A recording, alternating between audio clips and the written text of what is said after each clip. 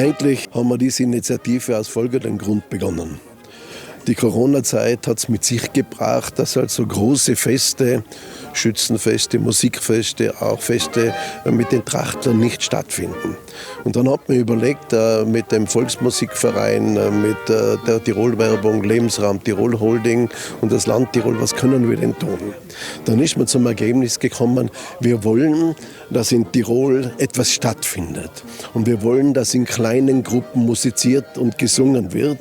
Und deshalb haben wir die Wirte gebeten, dass sie sich melden, wenn eine Veranstaltung gemacht wird und musiziert wird, dass wir das finanziell unterstützen.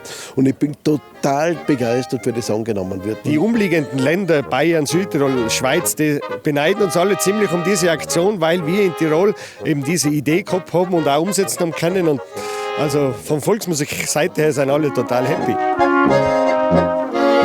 In 6,5 Wochen sind beinahe 400 Veranstaltungen gemacht worden, an allen Ecken und Enden. In Tirol wird musiziert, ob es im Gasthaus ist, im Gastgarten oder auf der Alm. Und das ist eigentlich genau das, was wir wollten, dass die Covid-Richtlinien eingehalten werden, der Abstand eingehalten wird, aber dass musiziert wird. Und das Ziel sollte eigentlich sein, die Menschen im Land eine gute Stimmung zu vermitteln, Hoffnung zu vermitteln und ganz große Freude zu machen. Ich bin sehr froh, dass unsere Holding-Gruppe mit den 3 Unternehmen Tirol-Werbung, Agrarmarketing und Standortagentur wirklich jetzt gerade in der schwierigen Phase so gut zusammengearbeitet hat und auch innerhalb weniger Tage wichtige Aktionen auf die Füße gestellt hat. In aller Frühe dann steig ich auf Gold zu meiner Senderin. Ja, es sind an die 400 Anträge gestellt worden.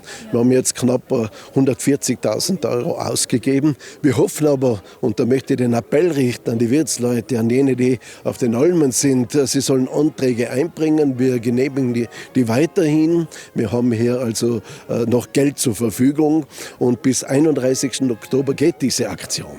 Und weil es so gut funktioniert, und wir so eine große Freude haben, dass es so massiv angenommen wird, werden wir diese Aktion auch nächstes Jahr wieder fortsetzen.